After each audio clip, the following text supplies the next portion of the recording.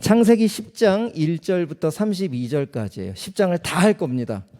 그래서 본문은 오늘도 읽지 않고 이 안에 내용을 한 절 한 절 또 우리 내용 속에 들여다보면서 그 족보 안에서 어떤 하나님의 마음들이 담겨져 있고 우리들에게 주시는 음성은 무엇인지 잘 들어보았으면 좋겠어요. 자, 여러분들의 시선을 가지고 여러분들 성경에 있으면 1절부터 한번 훅 훑어보세요. 32절까지. 자, 거기에 사람 이름들이 몇 명이 기록되어 있을까요?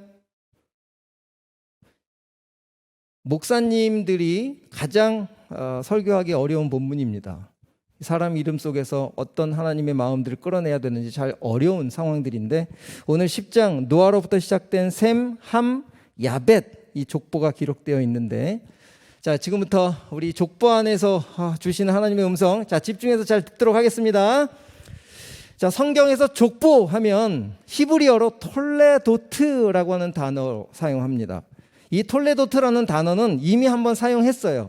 여러분들과 한번 나눴습니다. 아담의 계보, 아담의 족보라는 뜻이에요. 이렇게 영어로도. 또한 그 톨레도트의 원어적 의미는 어떤 사람, 그 다음에 그 사건을 기점으로 일어날 결과들, 이것이 바로 톨레도트라고 하는 단어 속에 숨겨져 있는 의미입니다. 그러니까 아담의 톨레도트 하면 아담으로부터 일어날 결과들, 이런 마음이, 이런 의미가 포함되어 있고 오늘 노아, 야벳 세 명의 아들 셈, 함, 야벳의 톨레도트 하면 그 세 명의 자녀들의 족보를 통해서 일어날 결과들 이런 것들의 의미가 포함되어 있다는 거죠. 자, 그렇다면 오늘 족보에 여러분들이 눈을 훑어봤으니까 몇 명인지 이제 나왔겠죠? 오늘 족보는 장남인 셈부터 족보가 기록되어 있지 않고 막내 아들 야벳의 족보부터 기록되어 있어요. 그래서 야벳의 족보에 기록된 인원은 14명이 기록되어 있습니다. 제가 이미 쉬어놨어요. 두 번째. 그 다음에 두 번째 아들 함의 후손들의 이름은 보이죠? 30명이 기록되어 있어요. 그리고 마지막 장남인 셈의 후손들의 이름이 26명. 총 몇 명일까요? 70명입니다. 70명. 이렇게 70이라는 숫자에 맞춘 거예요. 일부러. 왜 70이라는 숫자가 중요할까요? 히브리인들한테는. 이것이 우리가 오늘 첫 번째로 생각해 보아야 될 거예요. 70이라는 숫자의 족보를 한정시켜 놨으니까 여기에 빠진 사람도 있을까요? 없을까요? 있어요. 그럼에도 불구하고 70을 맞춰놓은 이유가 있는 거죠. 히브리인들에게는 70이라는 숫자가 아주 중요하기 때문에 그렇습니다. 자, 그렇다면 이 70이라는 숫자가 어떤 의미냐? 첫 번째, 히브리인들의 숫자 개념을 보면 하늘의 숫자를 3으로 생각해요. 3은 무슨 숫자요? 하늘의 숫자. 땅의 숫자는 4예요. 그래서 하늘의 숫자와 땅의 숫자를 더하면 7. 하늘의 숫자 3과 땅의 숫자 4를 곱하면 12. 그 다음에 7과 7을 곱하면 7과 7을 더하면 14. 그래서 7, 12, 14는 완전수예요. 히브리인들이 생각하는 건. 꼭 기억하세요. 성경에 나오는 그 숫자들 이야기하면 3, 삼위일체 하면 하나님의 숫자, 하늘의 숫자인 거예요. 4, 세상, 땅, 고난, 고통 이런 의미가 포함되어 있는 거예요. 그리고 10이라는 숫자는 충만이라는 뜻이 있어요. 그러니까 4라는 고통 속에 충만이라는 10이 붙어서 40일이라는 것은 금식 40일, 광야 40년 이렇게 40이라는 숫자는 훈련의 완성, 훈련의 충만, 고난의 충만 이런 하나님의 이 땅에서 하나님이 훈련을 통해서 그 40년이라는 시간을 일부러 기록함으로 하나님이 원하는 히브리인들이 원하는 그 숫자 안에서 의미를 부여하고 있는 거예요.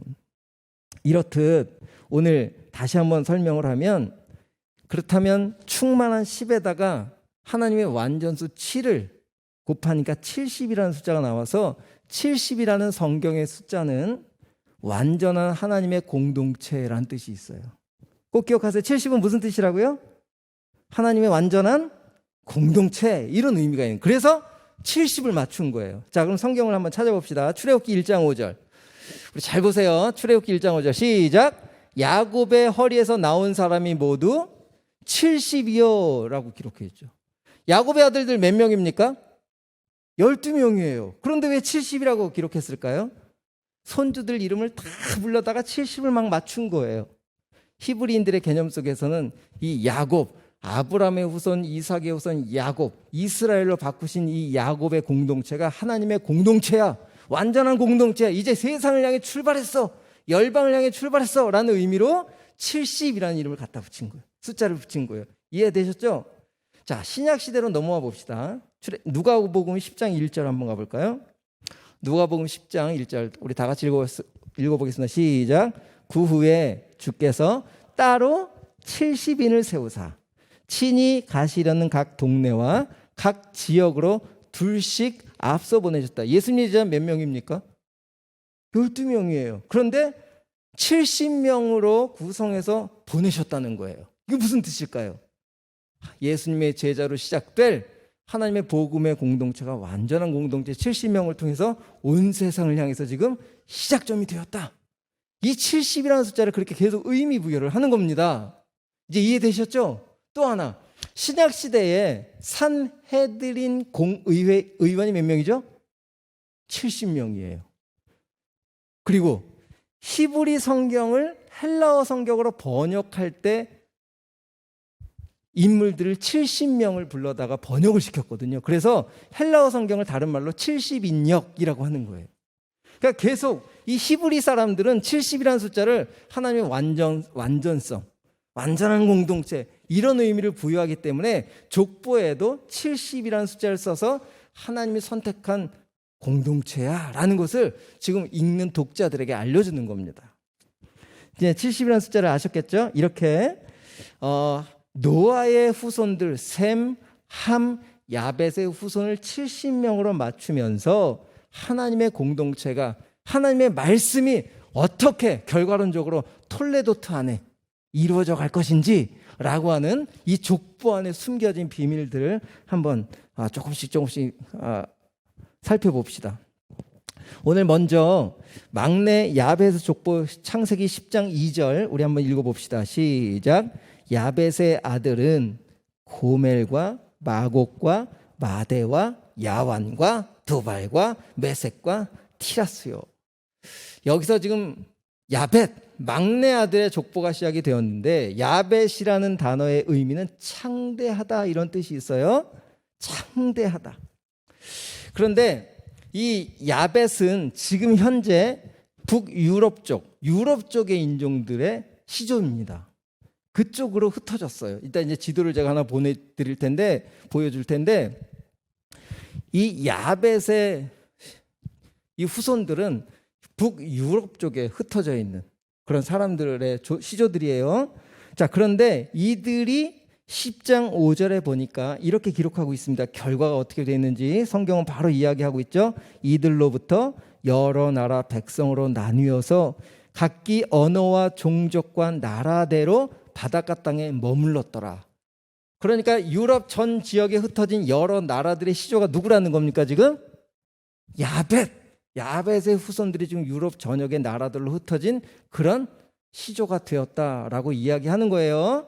두 번째, 함의 족보를 한번 봅시다. 함의 아들은 6절 구스와 미스라임과 붓과 가나안이요. 이렇게 돼 있어요. 함이라는 단어의 의미는 거무스레하다 이런 뜻이 있어요. 그래서 지금의 에티오피아, 그러니까 아프리카 쪽에 흩어져 살던 지금 인종의 시조가 되었어요. 자, 그래서 여기에 제 질문이 나오죠. 어떻게 노아의 한 아버지 밑에서 백인종이 나오고 갑자기 흑인종이 나왔을까? 성경에 기록되어 있지 않습니다. 그래서 저도 이것을 분명히 의심을 품고 질문할 사람들이 생길 텐데 그래서 여러 문헌을 찾아봤어요. 합당한 어떤 해답이 없습니다. 성경에도 그 의미를 설명하지 않고 이렇게 각 나라 언어대로 흩어졌다라고만 기록돼 있지. 보세요. 이 10장 6절의 결과를 한번 볼까요? 20절에 이들은 함의 자손이라 각기 족속과 언어와 지방과 나라대로 아프리카 쪽으로 흩어져서 나라를 이루어졌다. 이쪽 흑인들의 나라들의 시조가 되었다라고 하는 것을 성경이 밝히고 있을 뿐인 거예요.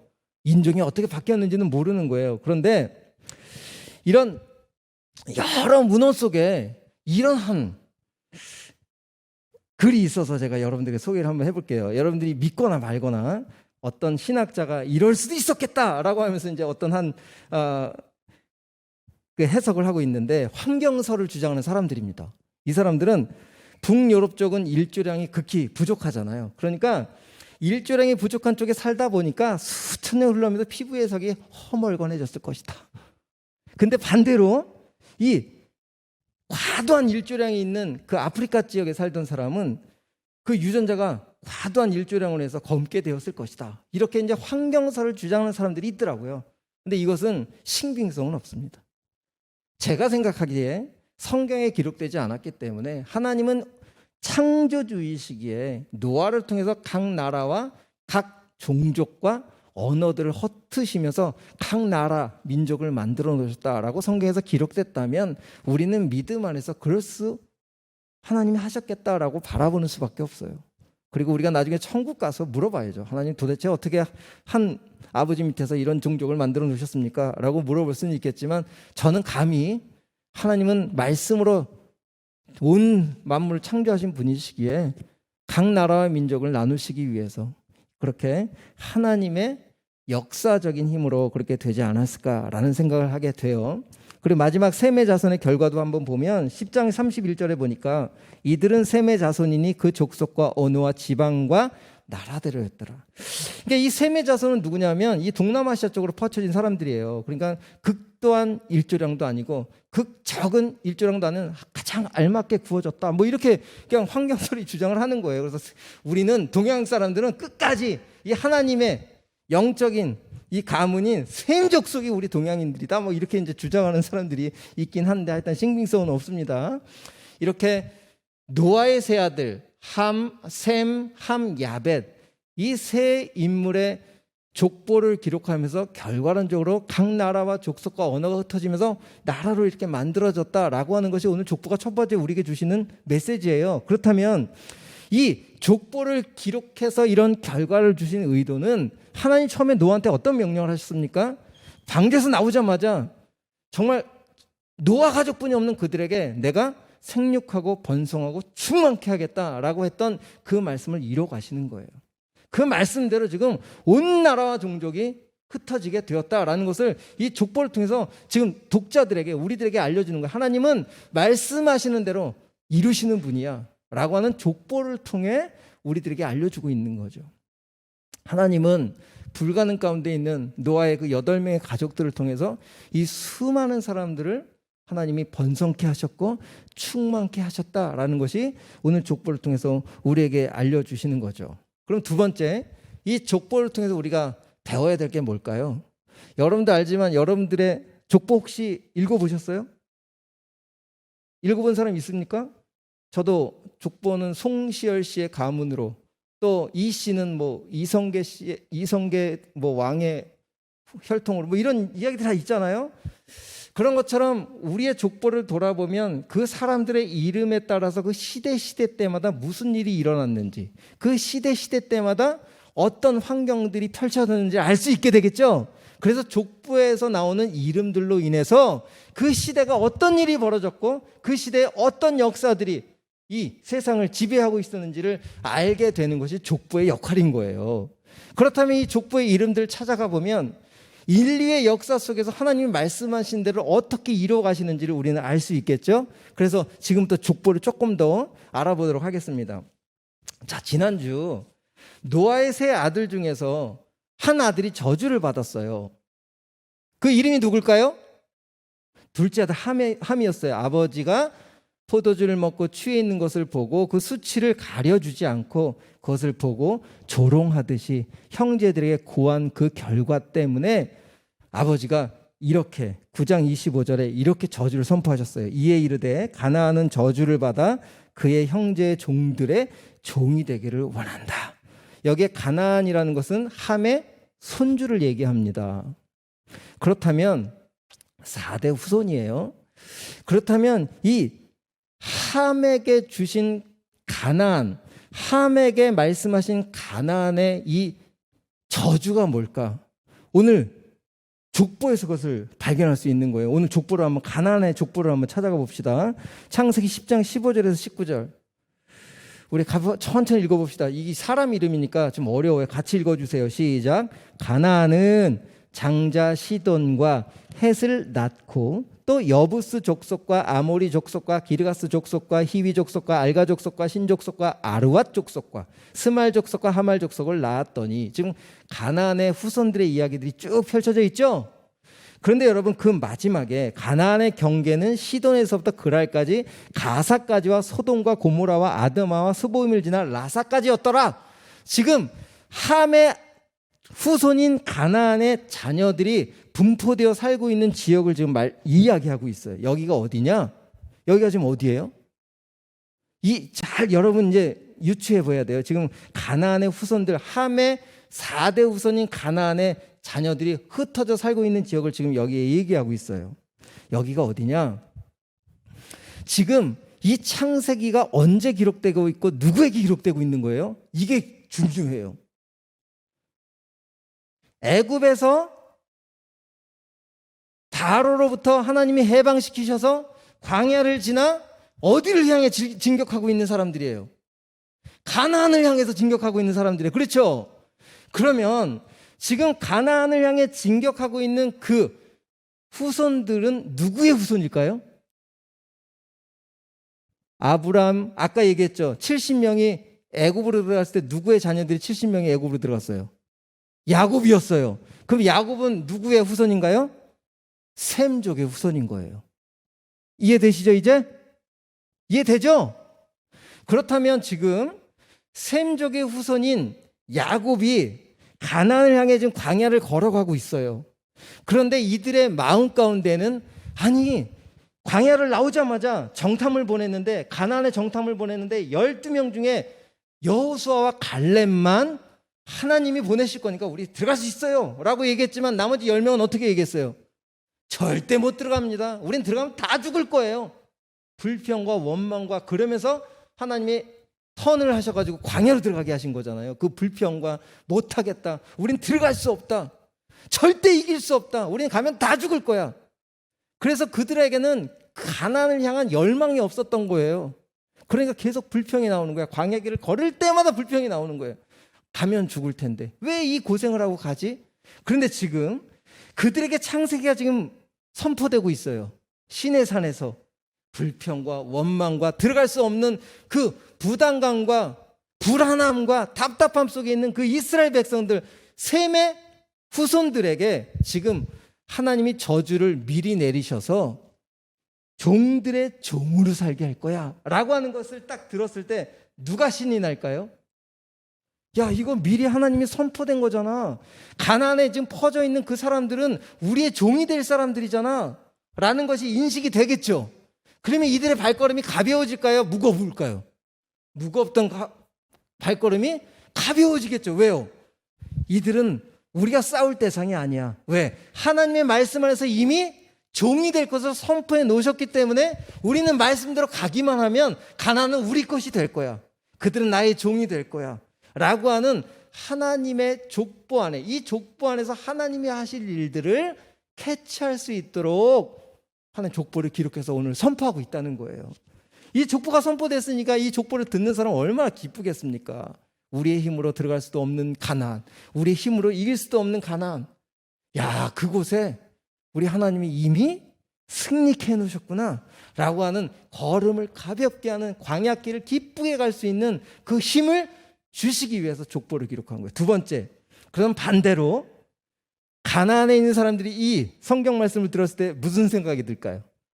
와, 무기를 준비하고 저 멀리서 하나님의 그 셈 족속들이 이 가나안을 향해서 진격하고 온다는데, 야, 무기를 만들자, 성벽을 놓게 하자, 우리 그들이 들어오지 못하도록 준비하자라고 하지만 이 소리를 듣는 순간 마음이 어떨까요?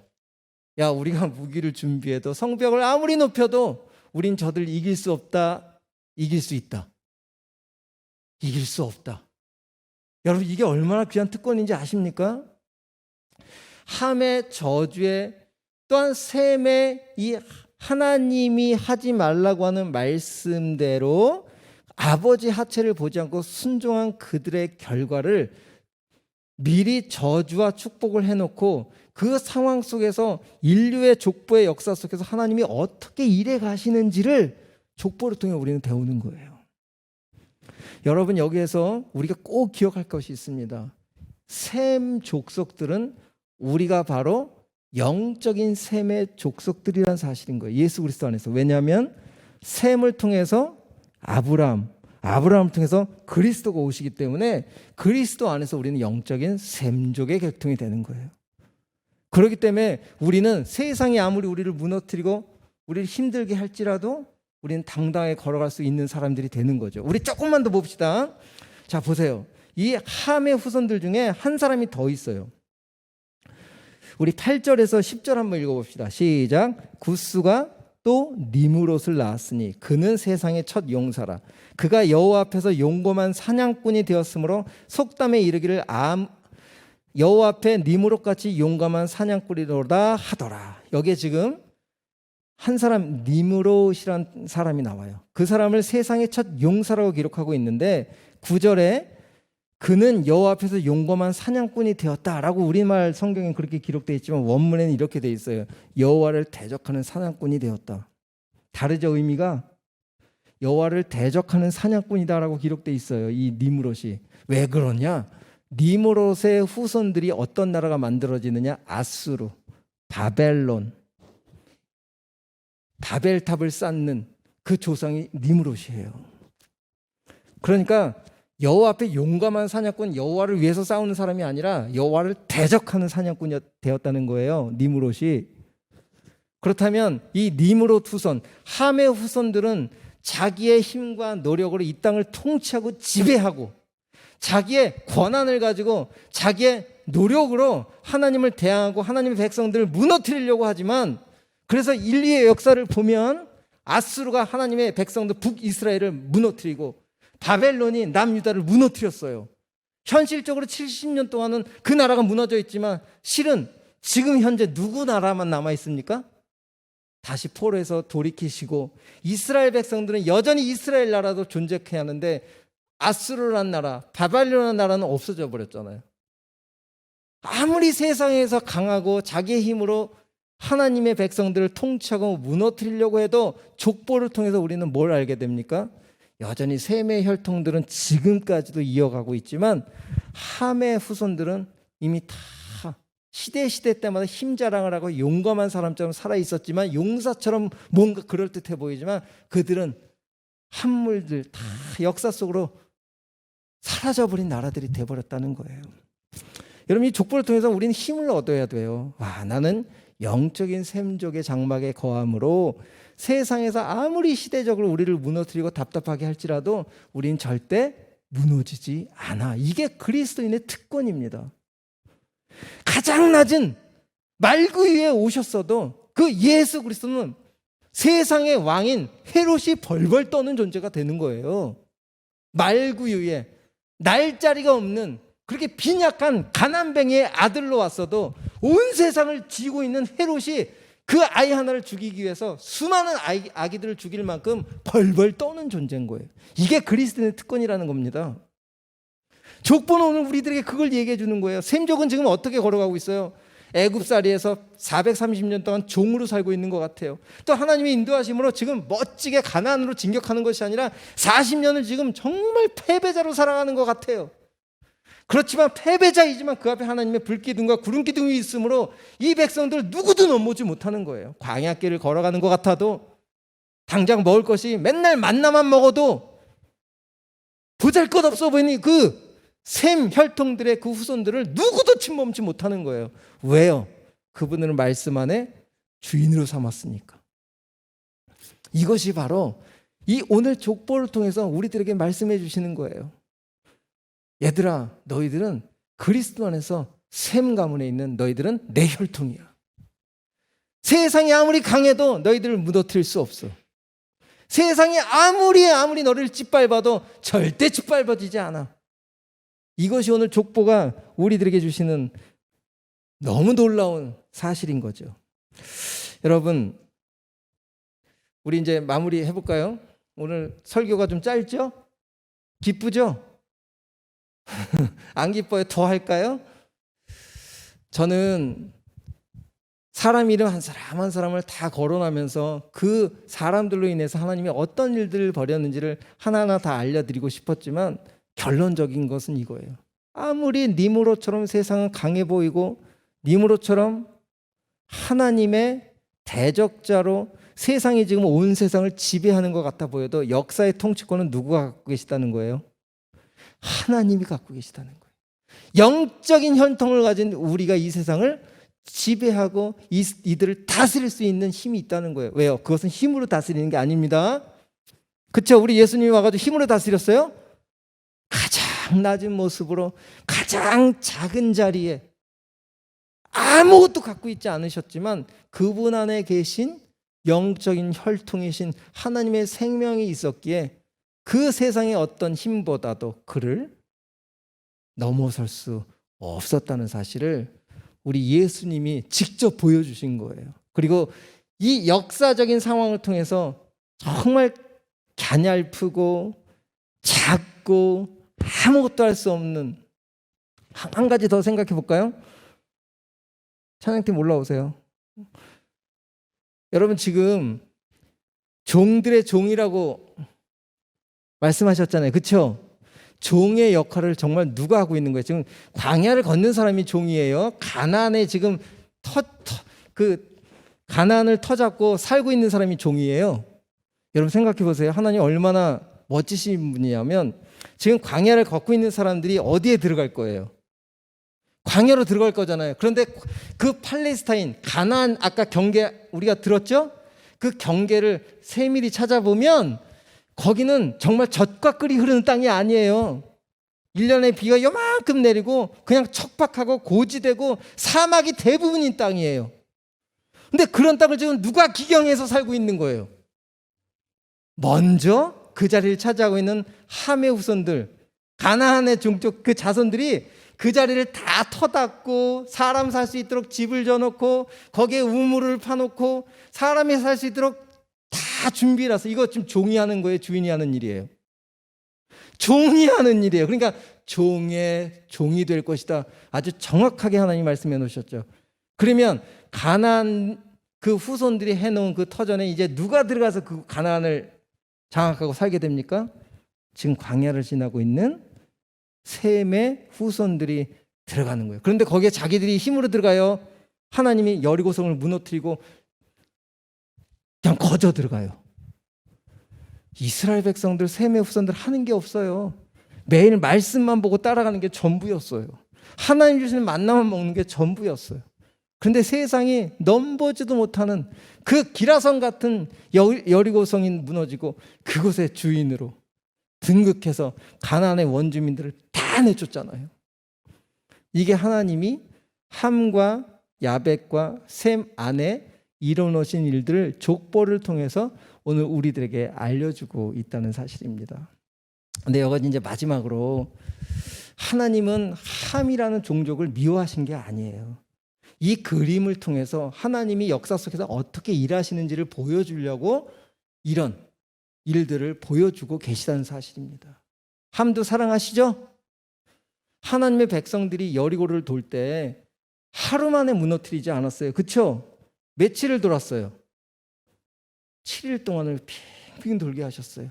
그러면서 계속 나팔을 불게 하셨어요. 나팔이라는 단어는 하나님의 콜링입니다. 초청. 여리고에 사는 사람들 중에 누구라도 하나님께 나아온 자는 내가 살려주겠다. 그 중에 누가 살았습니까? 라합 한 여인 살았어요. 그 가족들만. 가장 죄송합니다. 지저분한 기생이라고 한 그 라합이라는 여인이 살게 돼요. 왜요? 하나님 앞에 나왔거든요. 그러니까 함의 자손들 중에 라합이 구원받았다면 하나님은 함의 자손들도 구원하기를 아끼지 아니하신다. 그럼 지금 셈의 혈통을 통해서 온 세상을 구원하시기 위한 그리스도 안에서 우리도 실은 셈 혈통 아니잖아요. 그렇지만 우리가 영적인 셈 혈통에 들어갈 수 있도록 하나님은 누구든지 그리스도 안에 있으면 새로운 피조물인 종족이 될 수 있도록 우리를 붙잡고 계시다. 이것이 여러분들에게 일주일 동안 사는 근거가 되기를 원합니다. 세상의 힘이 이기는 게 아니에요. 내 안에 계신 생명이신 예수 그리스도 때문에 우리가 세상에서 승리할 수 있는 근거가 되는 거죠. 세상 모든 민족이 우리 찬양하겠습니다. 구원 얻기까지 쉬지 않고 일하시는 우리 하나님.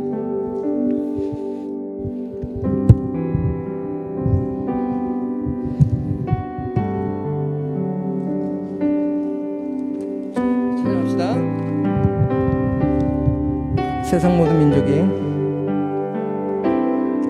세상 모든 민족이 구원을 얻기까지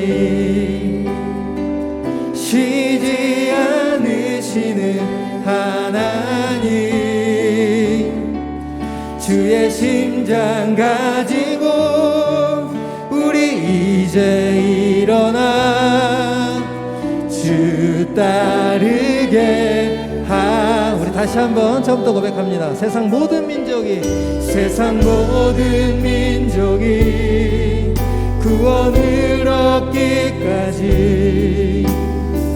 쉬지 않으시는 하나님, 주의 심장 가지고 이제 일어나 주 따르게 세상 모든 육체가 주 영광 보도록, 세상 모든 육체가 주의 영광 보도록 우리를 부르시는 하나님, 주의 손과 발 되어 세상을 치유하며 주 섬기게 하소서. 우리 주님의 뜻입니다. 물이 바다 덮음 같이 여호와의 영광을 인정하는 것이 온 세상 가득하리라. 물이 바다 덮음 같이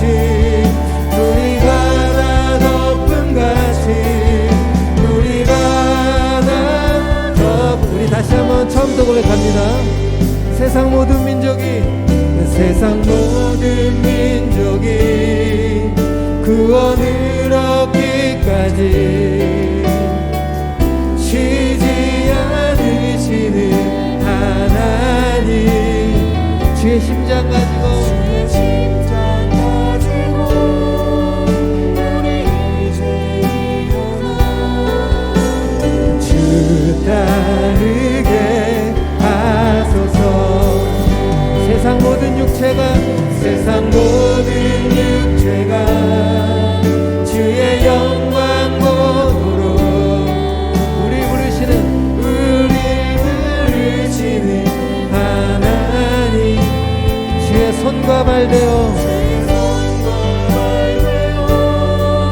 세상을 치유하며 주 섬기게 하소서. 물이 바다 덮음 같이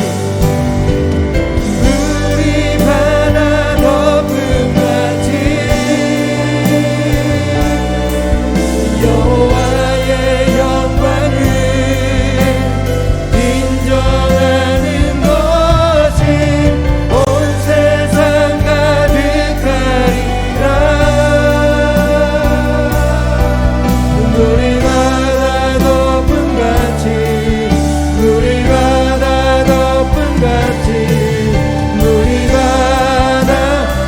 도리라 그날에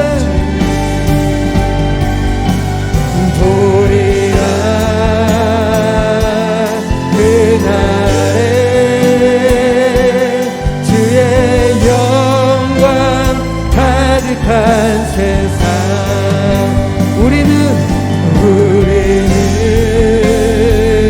듣게 되리.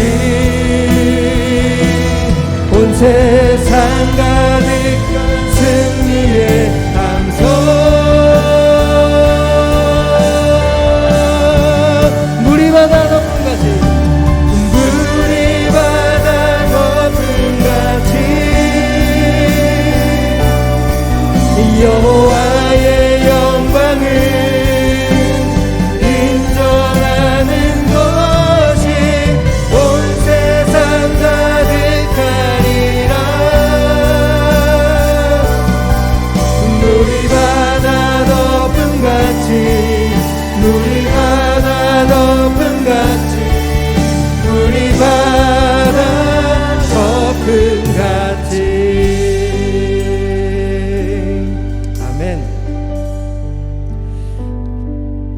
물이 바다를 덮는다는 게 무슨 뜻일까요?